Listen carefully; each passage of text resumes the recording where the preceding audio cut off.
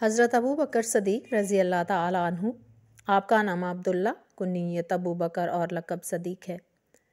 आप कुरैश की एक शाख बनी तमीम में से थे।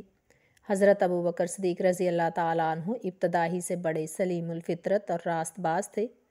ज़माना जाहिलियत में भी उन्होंने अपना दामन हर किस्म की आलाइशों से पाक रखा था। तजारत शुगल था और साहिब दौलत व हैसियत थे। आपको ये इम्तियाज़ हासिल है कि मर्दों में सबसे पहले हजूर सल्लल्लाहु अलैहि वसल्लम पर ईमान लाए और आखिरी दम तक रसूलुल्लाह सल्लल्लाहु अलैहि वसल्लम के दस्त बाजू बने रहे। इसी वजह से सदीक लक़ब मिला। इस्लाम के लिए आपने जानो माल की बेनज़ीर कुर्बानियाँ पेश की। कई मौक़ों पर घर का सारा असासा दीन की खातर निसार कर दिया। हिजरत की कठिन मनाज़िल में पूरे खलूस के साथ हजूर सल्लल्लाहु अलैहि वसल्लम के हमरकाब रहे और यार गार का एजाज़ पाया। मदीना मुनव्वरा में हजूर सल्लल्लाहु अलैहि वसल्लम के रफ़ीक़ कारो मशीर ख़ास थे। कमो बेश तमाम ग़ज़वात में शरीक हुए और जान निसारी के जोहर दिखाए। हजूर सल्लल्लाहु अलैहि वसल्लम की आखिरी अलालत के दौरान में अमामत की फ़राइज़ आप ही को सौंपे गए। ये एक तरह से आपकी जानशीनी की तरफ इशारा था।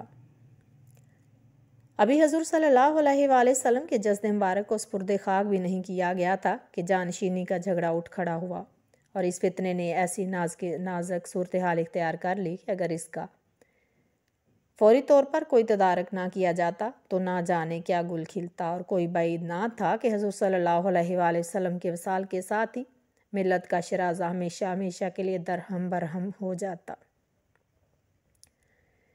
इंसार मदीना दो कबीलों पर मुश्तमिल थे, औस और खिज़रज। औस के मुकाबला में खिज़रज की तादाद ज़्यादा थी। इसके सरदार साद बिन अबादा रज़ी अल्लाह ताला अन्हु के मकान के साथ एक साइबान बना हुआ था जिसको सकीफ़ा बनी सादा कहते थे। हजूर सल्लल्लाहु अलैहि वसल्लम की वफ़ात का ऐलान हुआ तो अंसार के रऊसा सकीफ़ा बनी सादा में जमा हुए और जानशीनी का दावा किया। उनका रुझान साद बिन अबादा रज़ी अल्लाह ताला अन्हु के इंतखाब की तरफ उठा। हज़रत साद रज़ी अल्लाह ताला अन्हु ने एक पुरजोश तकरीर में इंसार की इस्लामी खिदमात को गंवा कर कहा, अमारत सिर्फ हमारा ही हक है और ये हक हम हर कीमत पर लेकर रहेंगे। तमाम सरदारान इंसार ने इस दावा की तस्दीक और तायद की। इतने में एक इंसारी ने कहा कि अगर मुहाजिरीन कराबतदारी की बिना पर अपना हक समझें तो उन्हें क्या जवाब दोगे। एक दूसरे इंसारी ने उठकर कहा कि ऐसी सूरत हाल पैदा होगी तो हम कहेंगे दो अमीर मुंतखब कर लिए जाएं, एक कुरैश में से और दूसरा इंसार में से। हज़रत साद रज़ी अल्लाह ताला अन्हु इस पर झंझला उठे और कहा, इस तरह सोचना हमारी कमज़ोरी की दलील है। इसी स्ना में ये ख़बर हज़रत अबू बकर सदीक़ रज़ी अल्लाह ताला अन्हु तक पहुँच गई। आपको ये खलीफा खदशा लाहक हुआ कि इंसार की ये रविश कोई फितना ना खड़ा कर दे। चनाचे आप हज़रत उमर रज़ी अल्लाह ताला अन्हु और हज़रत अबू उबैदा रज़ी अल्लाह ताला अन्हु को साथ लेकर फ़ौरन सक़फ़ा बनी सादा में पहुँच गए। हज़रत उमर रज़ी अल्लाह ताला अन्हु चाहते थे कि कुछ कहें, मगर मौका की नज़ाकत के पेश नज़र आपने उनको रोक दिया और ख़ुद खड़े होकर बड़े वक़ार और नरमी के साथ एक मुख्तसर मगर दलाइल तकरीर फरमाई कि हमें तुम्हारे फ़ज़ाइल व मनाक़ब और ख़िदमत इस्लामी का पूरा पूरा इतराफ़ है, लेकिन बदवी कबीले कुरैश के अलावा किसी और ख़ानदान की अमारत तस्लीम नहीं करेंगे। इसलिए बेहतर यही होगा कि अमीर महाजरीन में से हो। नीज़ तुम्हारे दोनों कबीलों औस और खिज़रज में बिलअमूम बाहमी रंजिश रहती है। अगर खलीफा बनी खिज़रज से हुआ तो औस रफ़ाकत की आग में जलते रहेंगे और अगर बनी औस में से हुआ तो खिज़रज साजिश करते रहेंगे। इसलिए मुनासिब यही मालूम होता है कि हम अमीर हों और तुम मशीर, बिला तुम्हारे मशवरे के मामला तय नहीं किए जाएंगे। इस तकरीर के इख्तिताम पर इंसार में से हबाब मंजर खजरजी खड़े हो गए और जोश में आकर कहा, ऐ जमायत इंसार, खिलाफत पर तुम कब्ज़ा कर लो। सब लोग तुम्हारी तायद करते हैं, किसी की जुर्रत नहीं कि मुखालफत कर सके। तुम मतमोल और जंगजू हो, तुम्हारी कुव्वत और तादाद ज़्यादा है। आपस में इख्तलाफात ना करो वरना तुम्हारी राय कमज़ोर हो जाएगी और अपने मकसद में कामयाबी ना مل سکے گی۔ اگر مہاجرین کو انکار ہے تو ایک امیر ہم میں سے ہو اور ایک ان میں سے۔ 2 امیر منتخب کرنے کے نتائج ظاہر تھے۔ انصار کے اس مطالبے کو مان لینے کا مطلب یہ تھا کہ خود اپنے ہاتھوں اسلامی نظام درہم بھرم کر دیا جائے۔ چنانچہ اس مطالبہ پر حضرت عمر رضی اللہ تعالیٰ عنہ اور حباب میں سخت کلامی ہونے لگی، جس پر حضرت ابو عبیدہ رضی اللہ تعالیٰ عنہ نے انصار کو مخاطب کر کے کہا، تم ہی سب سے پہلے اسلام کی پشت پناہ تھے، اب اس کی تخریب میں تمہیں سبقت نہیں کرنی چاہیے۔ اس فکرے نے انصار پر بہت اچھا اثر کیا اور بشیر بن سعد انصاری نے کھڑے ہو کر کہا، اے انصار، ہم نے اسلام کو بول بالا کرنے کے لیے جو کچھ کیا ہے وہ فقط اطاعت رسول صلی اللہ علیہ وآلہ وسلم اور رضا الہی کے لیے کیا تھا۔ یہ مناسب نہیں کہ ہم اس کے عوض متاع دنیا کے خواہاں ہوں۔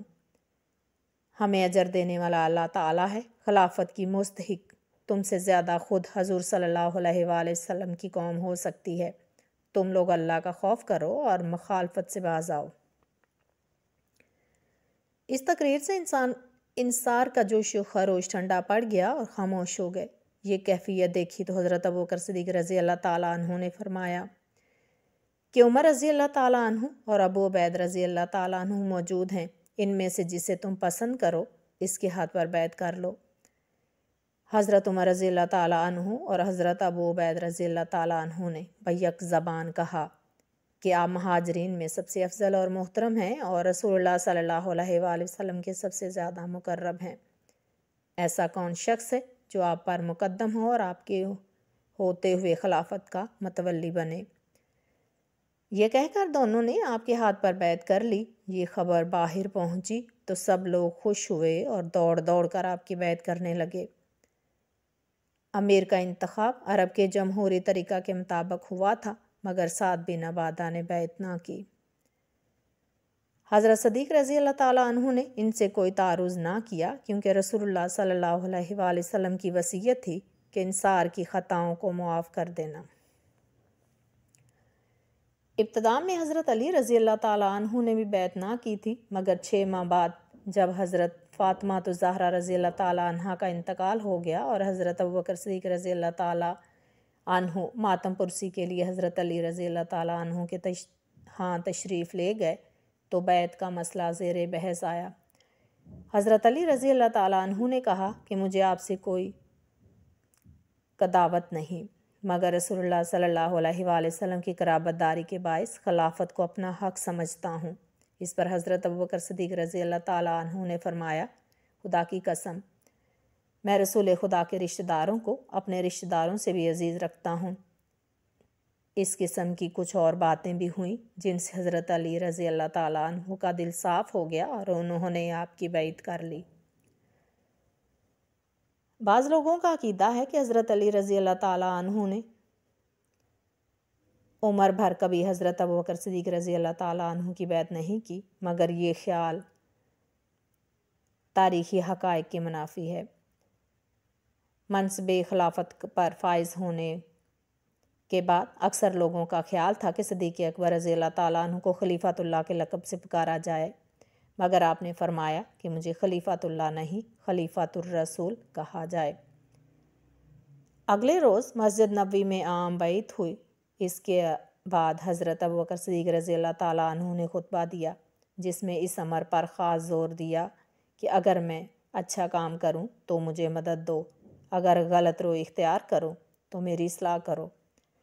جب تک میں خدا اور رسول صلی اللہ علیہ وآلہ وسلم کی اطاعت کروں، میری اطاعت تم پر واجب ہے، اور اگر ان کی نافرمانی کروں تو تم ہرگز میرے احکام کی تعمیل نہ کرو۔